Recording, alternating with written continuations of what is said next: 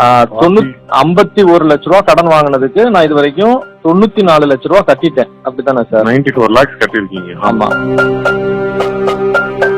14.75% நான் வந்து வட்டி கட்டிக்கிட்டு இருக்கேன். ஆமா. ஓகே. இப்ப ரேட் ஆஃப் இன்ட்ரெஸ்ட் கன்வர்ஷன் நான் பண்ணிருந்தா இந்நேரம் நான் வந்து கடனே அடைச்சு முடிச்சிருப்பேன். ஆல்மோஸ்ட். கஷ்டத்துக்கு லோன் வாங்குறான், அப்ப வந்து 28 பேப்பர் உட்காந்து படிச்சுட்டு இருக்க மாட்டான். பட் நீங்க சொல்ற விஷயம் கரெக்ட். அதாவது அந்த 100 புரோக்கர்ல ஒரு புரோக்கர் கூட எனக்கு வந்து சொல்ல, பேங்க் மேனேஜர் என்கிட்ட சொல்ல. அப்ப நாங்க எல்லாம் இழிச்சுவா பசங்களான்னு உங்களுக்கு சில நேரத்துல தோணும்ல. நான் என் கோல்டு எல்லாத்தையும் வித்துட்டு உங்களுடைய பணத்தை நான் டோட்டலா கட்டி முழுகிடுவேன், என்னமே தலை முழுகிடுவேன் உங்க பேங்க். அதுக்கப்புறம் உங்க ஆளுங்க எவனாச்சும் ஒருத்தன் மத்த லோனுக்கு நீங்க வீட்டுக்கு வந்தான். இல்ல சார், நம்மகிட்ட வந்து இந்த கொஸ்டின் கேட்கறவங்களுக்கு நாங்க அட்வைஸ் பண்றது வாலண்டியரா போய் யாருக்கும் சொல்றது இல்ல சார். உங்க எல்லாத்தையும் உட்காந்து பார்த்தேன் சார். அதாவது நம்ம வந்து லோன் வாங்கினது 51 லட்ச ரூபா வாங்கிருக்கோமா சார்? ஆமா ஆமா வாங்கிருக்கீங்க. ஹலோ. ஆமா சார். 51 லட்ச ரூபா வாங்கியிருக்கோம். நம்ம வந்து எத்தனை மாசத்துக்கு முன்னாடி, எத்தனை வருஷத்துக்கு முன்னாடி வாங்கினோம் சார்? ஆல்மோஸ்ட் 2006ல இருந்து இஎம்ஐ கட்டிருக்கீங்க சார். 2006ல இருந்து மாசம் எவ்வளவு சார் இஎம்ஐ கட்டியிருக்கேன்? 57,000 சம்திங் கட்டிட்டு இருக்கீங்க. 57ஆ சார்? ஆமா. ஒரு நிமிஷம் சார். அதாவது 57,000 மாசம் நான் இஎம்ஐ கட்டியிருக்கேன் 2006ல இருந்து. ஆமா. அப்படின்னா எத்தனை வருஷம் சார்? ஆல்மோஸ்ட் 14 இயர்ஸ் ஆகுது சார். 14 இயர்ஸ் கட்டியிருக்கேன். அப்படின்னா டோட்டலா நான் எவ்வளவு சார் அமௌண்ட் கட்டியிருக்கேன் டோட்டலா மாசம்? 94 lakhs கிட்ட கட்டிருக்கீங்க சார். 51 லட்ச ரூபா கடன் வாங்கினதுக்கு நான் இது வரைக்கும் 94 லட்ச ரூபா கட்டிட்டேன். அப்படித்தானே சார்? 94 lakhs கட்டிருக்கீங்க. ஆமா. 51 லட்ச ரூபா நான் கடன் வாங்கினேன். நான் வந்து இது வரைக்கும் கட்டினது 94 லட்ச ரூபா கட்டிட்டேன். ஆமா. சரி, இப்ப என்னுடைய 51 லட்ச ரூபால எத்தனை லட்ச ரூபா கடன் அடைஞ்சிருக்கு சார்? இப்ப அதுல 14 lakhs தான் அடைஞ்சிருக்கு சார். ஓகே. இப்ப 14 லட்சம் தான் நான் கடன் அடைச்சிருக்கேன். ஆமா. சோ நான் 94 லட்ச ரூபா கட்டினாலுமே எனக்கு வெறும் 14 லட்ச ரூபா தான் கடன் அடைஞ்சிருக்கு இது வரைக்கும். ஆமா சார். மிச்சதெல்லாம் வட்டியிலே போயிடுச்சா சார்? ஆமா சார். 80 lakhs உங்களுக்கு இன்ட்ரெஸ்ட் தான் போயிருக்கு. ஓகே. அப்ப நான் 80 லட்ச ரூபா நான் வந்து இது வரைக்கும் வட்டியிலேயே இது வரைக்கும் கொடுத்துருக்கேன். ஆமா கண்டிப்பா. சரி சார். இது வந்து நான் 14.75%ல வட்டி கட்டிக்கிட்டு இருக்கேனா சார்? ஆமா சார். நீங்க லோன் எடுக்கும்போது அந்த ரேட் ஆஃப் இன்ட்ரெஸ்ட் 14.75% நான் வந்து வட்டி கட்டிக்கிட்டு இருக்கேன். ஆமா. ஆனா அதுக்கப்புறம் ஆர்பிஐ வந்து அந்த housing loan rate of interest 7.8% தான் மேக்ஸிமம் பண்ணணும்னு சொல்லி குறைச்சிட்டாங்க. அப்படிதானே சார்? அது ரீசன்ட் அப்டேட் சார். நீங்க சொல்றது வந்து ரீசன்ட்டா எந்த வருஷத்துல? வித்தின் 2 இயர்ஸ்க்குள்ள தான் வந்து ரேட் ஆஃப் இன்ட்ரெஸ்ட் வந்து 8% பிலோ வந்தது. ஓகே. ஆமா. ஆனா முதல்ல வெரி ரீசெண்டா இந்த கொரோனா ரீசன்ல வெரி ரீசெண்டா ஆர்பிஐ கண்டினியூஸா 6 இதுக்கு குவார்டருக்கு வந்துட்டு ரெப்போ ரேட் வந்து டிக்ரீஸ் பண்ணிருக்காங்க. ஆமா சார். இப்போ இந்த டைம்ல தான் வந்து 6.795க்கு வந்துட்டு நாங்க home loan rate of interest கொடுத்துட்டு இருக்கோம். உமன் பர்ச்சேஸருக்கு 7% அவைலபிள் ரேட். இப்போ வந்து 6.9%க்கு ஆர்பிஐ வந்து ரேட் ஆஃப் இன்ட்ரெஸ்ட்டை குறைச்சிட்டாங்க. 6.95. ஆனா 2 வருஷத்துக்கு முன்னாடி அது 8% குறைஞ்சிருச்சு. கரெக்டா சார்? ஆமா ஆமா. ஆனா இப்ப எனக்கு வந்து இந்த விஷயம் தெரியப்படுத்தப்படாதனாலயோ இல்ல தெரியாதனாலயோ நான் வந்து தொடர்ந்து 14% கட்டிட்டே இருக்கேன். அதாவது ரேட் ஆஃப் இன்ட்ரெஸ்ட் கன்வர்ஷன் நீங்க பண்ணாதனால பழைய ரேட்லயே கண்டினியூ ஆகுது. ஓகே. இப்ப ரேட் ஆஃப் இன்ட்ரெஸ்ட் கன்வர்ஷன் நான் பண்ணிருந்தா இந்நேரம் நான் வந்து கடனே அடைச்சு முடிச்சிருப்பேன். ஆல்மோஸ்ட். ஆமா. ஆனா ரேட் ஆஃப் இன்ட்ரெஸ்ட் கன்வர்ஷன் பண்ண எனக்கு தெரியாதனால நான் வந்து இப்ப கடனை அடைச்சிக்கிட்டே இருந்தாலும் 94 லட்சம் கட்டினாலும் எனக்கு 14 லட்சம் தான் அடைஞ்சிருக்கு.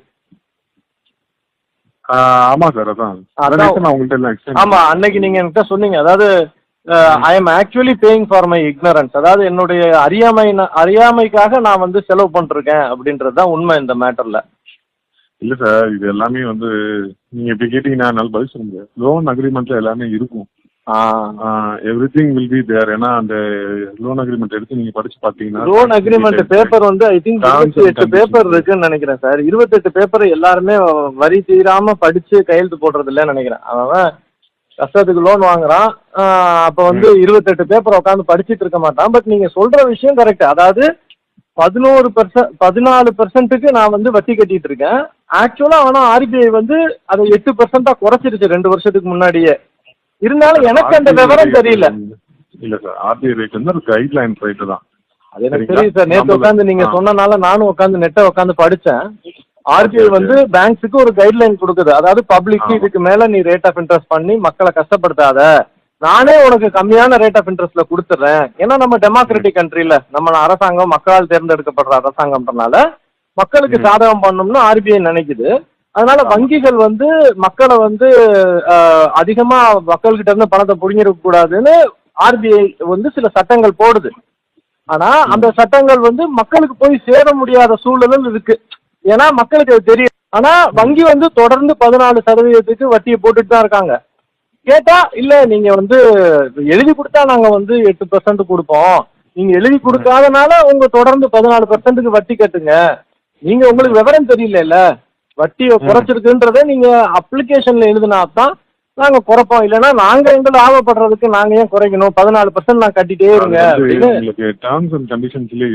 நீ அக்ரிமெண்ட்ல இருக்கு, நீ அக்ரிமெண்ட்ல கையெழுத்து போட்ட, நீ படிச்சுதான் கையெழுத்து போட்ட, அதனால நீ கட்டு நீங்க சொல்றீங்க. நான் உங்களை தப்பாலாம் ஒன்றும் சொல்லல சார்.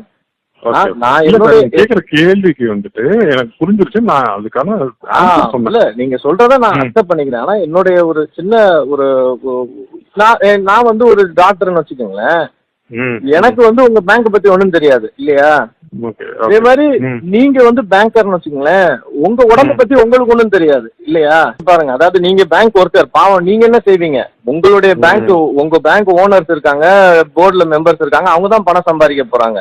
உங்க சமீப காலங்கள்ல உங்களுடைய பேங்க் ஓனர் வந்து எத்தனையோ 1000 கோடி ரூபாய் சம்பாதிச்சுட்டு எக்ஸிட் ஆனார்னு சொல்லி நியூஸ் பேப்பர்ல எல்லாம் படிச்சாங்க. அவர் பணக்காரன் ஆக போறாரு. ஆனா நீங்க இதே மாதிரி தானே இருக்க போறீங்க. உங்களை நான் குறை சொல்லல, உங்களோட நான் எம்பத்தைஸ் பண்றேன் சரிங்களா.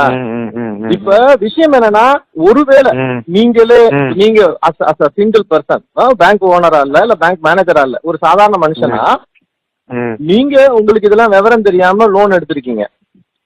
உங்களுக்கு யாராவது வந்து சார் ஒரு 8% குறைச்சிட்டான் ஆர்பிஐ, 6% ஆர்பிஐ குறைச்சிட்டான், நீங்க விவரம் இல்லாம 14% கட்டிட்டு இருக்கீங்களே, பேங்க்ல போய் பேங்க்குக்காரன் உங்ககிட்ட வந்து கடன் வாங்கும் போது 100 பேர் வந்து வாங்கிக்கோன்னு சொல்லுவான். ஆனா ரேட் ஆஃப் இன்ட்ரெஸ்ட் குறைஞ்சிருச்சு, ஒரு ஃபார்ம்ல எழுதி கையெழுத்து போட்டு கொடுத்தீங்கன்னா நீ வந்து பாதி வட்டி உனக்கு குறைய போகுது, இந்த ஃபார்மை எழுதுன்ற நாலேஜ எந்த பேங்க் மேனேஜரும் எந்த கஸ்டமருக்கும் சொல்ல மாட்டாங்கல்ல சார், சொல்ல மாட்டேன்றாங்க. எனக்கு யாரும் சொல்ல. அதே மாதிரி என் ஃப்ரெண்ட்ஸ் கிட்ட கேட்டு பாக்குறேன், எங்க அக்கா கிட்ட கேட்டு பாக்குறேன், அவங்க யாருக்குமே சொல்லல.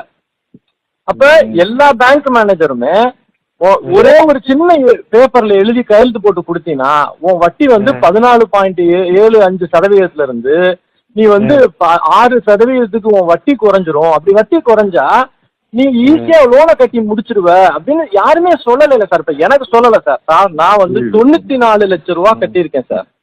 ஆனா என்னுடைய கடன் வெறும் 14 லட்சம் தான் சார் குறைஞ்சிருக்கு. இது நாள் வரைக்கும் ஒரு நாள் கூட விடாம, ஒரு மாசம் கூட டெபிசிட் இல்லாம நான் கரெக்டா கட்டிட்டே இருக்கேன் சார். சரியா சார், என்கிட்ட வந்து நீ வாங்கிக்கோ, கடன் வாங்கிக்கோ, நீங்க என்கிட்ட கடன் வாங்கிக்கோன்னு சொல்லி 100 பேர் வந்தாங்க சார் உங்க பேங்க்ல இருந்து. ஆனா அந்த 100 பேர்ல ஒரு ஆளு கூட என்கிட்ட வந்து sir rate of interest RBI குறைச்சிருச்சு சார், ஒரே ஒரு கையெழுத்து போட்டு ஒரு ஃபார்ம் கொடுத்தீங்கன்னா உங்க வட்டி வந்து 14.75 இருந்து 6% குறைஞ்சிடும் சார். அப்படி குறைஞ்சா நீங்க ஈஸியா வட்டியை கட்டி முடிச்சு கடனை கட்டி முடிச்சிடலாம் சார் அப்படின்னு அந்த 100 புரோக்கர்ல ஒரு புரோக்கர் கூட எனக்கு வந்து சொல்ல, பேங்க் மேனேஜர் என்கிட்ட சொல்ல. அப்ப ஆர்பிஐ மாத்தினது எங்க மாதிரி ஆளுங்களுக்கு யாருக்குமே தெரியாதே சார். அப்ப நாங்கெல்லாம் இழிச்சுவா பசங்களான்னு எங்களுக்கு சில நேரத்துல தோணும்ல. அதாவது ஒரு உங்களை மாதிரி ஆளுங்க எங்களுக்கு இன்ஃபார்ம் பண்ணோம்ல சார். சார் நான் பணத்தை கட்டதான் போறேன் சார், நான் எனக்கு இனிமே பேங்க் லோனே வேண்டாம் சாமி, இனிமே என் லைஃப்ல பேங்க் லோனே வாங்க போறது இல்லை சாமின்னு முடிவு பண்ணி நான் என் கோல்டு எல்லாத்தையும் வித்துட்டு உங்களுடைய பணத்தை நான் டோட்டலா கட்டி முழுகிடுவேன், இனிமே தலை முழுகிடுவேன் உங்க பேங்க். அதுக்கப்புறம் உங்க ஆளுங்க எவனாச்சும் ஒருத்தன் மத்த லோனுக்கு நீ வீட்டுக்கு வந்தான் அவ்வளவுதான், இனிமே நான் பேங்க்ல லோனே வாங்கக்கூடாது முடிவு பண்ணிட்டேன் சார். என் கையில என்ன பணம் இருக்கோ அதை நான் வந்து சேமிச்சு நான் பொருள் வாங்கிக்குவேனே ஒழிய நான் இல்லாத காசை வச்சு எனக்கு தேவையில்லாத பொருளை நீ வாங்கவே மாட்டேன். நிறைய பேர் வந்து but this is answer to give. அதை நான் உங்களுக்கு பர்சனலா சொல்றேன். நானு it is not official term. நான் உங்களுக்கு சொல்ல பர்சனலாவே நீங்க இப்ப லீகலா சேலஞ்ச் பண்ணாலுமே என்ன சொல்லுவாங்க அப்படின்னா, information is available in the public domain பா. அதனால வந்துட்டு there is no necessary for HDFCயோ ஒரு ஆக்சிஸ் பேங்கோ ஐசிஐசியோ even SBI for that matter அவங்களுக்கு வந்து there is no obligatory to educate customer அப்படிங்கிறது சொல்லுவாங்க. ஒரு செகண்ட் சார். இப்ப உங்களுடைய சுகர் லெவல் எவ்வளவா இருக்கணும்னு பப்ளிக் டொமைன்ல இருக்கு சரிங்களா? 80 to 120 தான் இருக்கணும்ன்றது பப்ளிக் டொமைன்ல இருக்கு, நெட்ல இருக்கு, எல்லாருக்கும் இருக்கு சரியா? நீங்க சுகர் லெவல் அதிகமா போய் சாகக்கூடாதுன்னு சொல்லிட்டு நான் டாக்டரா உங்களுக்கு பிரிஸ்கிரைப் பண்றேன். ஏன் சார் பப்ளிக் டொமைன்ல இருக்கு சார், நீங்க வாட்டுக்கு எல்லாத்தையும் சாப்பிட்டு செத்து போங்க சார், நான் உங்களை சொல்ல மாட்டேன். ஏன்னா ஒரு டாக்டர் நானும் ரெஸ்பான்சிபிளா நான் என்ன சொல்றேன், சார் உங்க சுகர் லெவல் 80 to 120 தான் இருக்கணும், அதனால நீங்க இந்த மெடிசன்ல சாப்பிட்டுங்கன்னு உங்களை நான் எஜுகேட் பண்றேன். சார் பப்ளிக் டொமைன்ல இருக்கு சார், நீங்க பப்ளிக் டொமைன்ல 80 to 120 தான் இருக்கணும் இருக்கு. நீங்க அதிகமா சாப்பிட்டீங்கன்னா நீங்க சாக போறீங்க. அஸ் அ டாக்டர் எனக்கு அது தேவையில்லை, நீங்க சாகுங்க அப்படின்னு நான் சொல்ல மாட்டேன் இல்லையா? அப்ப லீகல் மாரல் ரெண்டுக்கும் உள்ள வித்தியாசம் இருக்கு சார் சரியா சார்? இப்ப இல்ல சார், நம்மகிட்ட வந்து இந்த கொஸ்டின் கேட்கறவங்களுக்கு நாங்க அட்வைஸ் பண்றது வாலண்டியரா போய் யாருக்கும் சொல்றது இல்ல சார். அதுதான் உண்மை. அப்ப வந்து கேட்கற அளவுக்கு நாலேஜ் இருந்தா அவனே மாத்திட்டு போவானே. அவனுக்கு தெரியாத ஒருத்தனை போய் நீ அப்ப நான் ஒரு பல்ல இருக்கு இங்க செல்லாத, நீங்க புயல உழுகாதேன்னு ஒரு போர்டு போடுறதுக்கு பதிலா நீ போய் உழுகணும்னா உழுந்துக்கோ, நீ வந்து என்கிட்ட பள்ளம் இருக்கான்னு கேட்டா மாத்திரம் தான் நான் சொல்லுவேன் அப்படின்னா அது எப்படி சார்? நான் எனக்கு ஒன்றும் புரியல. ஊரெல்லாம் போலீஸ்காரனும் ஊரெல்லாம் ஹைகோர்ட் ஜட்ஜும் நின்று உங்களை பாதுகாப்பு கொடுத்துட்டு இருக்கானா? சட்டப்பிரகாரம் தனி மனுஷன் தான் சார் மாத்தி மாத்தி ஒருத்தனுக்கு ஒருத்தனை பாதுகாப்பு கொடுத்துக்கிறோம். ஏன் சார் பேங்க்காரங்க நீங்க எல்லாரும் மாரல் ரெஸ்பான்சிபிலிட்டி கிடையாது, நான் லீகலா ஸ்ட்ரைட்டா இருப்பேனா? நான் எப்படி சார் இருக்கு?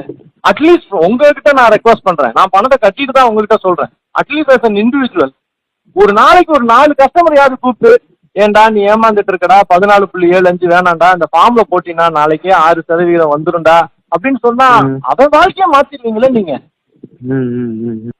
Please be moral sir.